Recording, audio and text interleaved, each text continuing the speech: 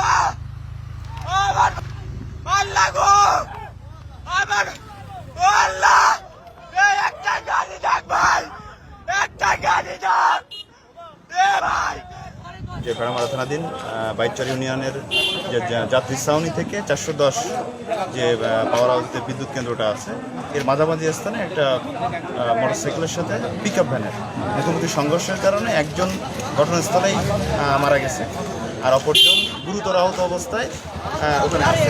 সেও এখানে আর কি আনার পরে তাই সেও মারা গেছে, কিন্তু আসলে সত্যটা কি আসলে এটা আমরা সঠিক করে বলতে পারতেছি না।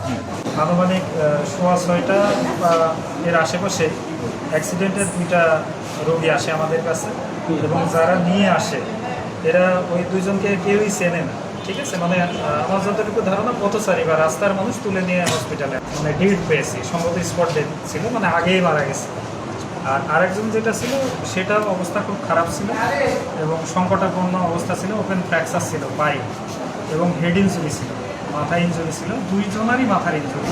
যেহেতু গার্জেন কেউ নাই, নিয়ে চলে গেছে, আমরা ওষুধ আনার জন্য কাউকে পাইনি, আমরা হসপিটাল থেকে ম্যানেজমেন্ট করে আমরা স্যালাইন এবং ইনজেকশন দিয়েছি, যে আমরা আমাদের মতো যথাসাধ্য চেষ্টা করছি করে আমরা কুষ্টিয়া সদরে রেফার করার সিদ্ধান্ত নিই। এবং সম্ভবত ওরা যাওয়ার পথে, মানে গেট থেকে বের হওয়ার পরে ওই ছেলেটাও খারাপ হয়ে যায়, পরে আমি আবার রিসেক দিই, দিয়ে দেখেছি ছেলেটাও মারা গেছে। 5:40 থেকে মারা গেছে, এরকম প্রায় 50-60টা হবে। আমি টোলের মুখে বিকালবেলা যখন রেস দেয় তখন আমি যাইছিলাম, প্রায় 50-60টা মোটরসাইকেল।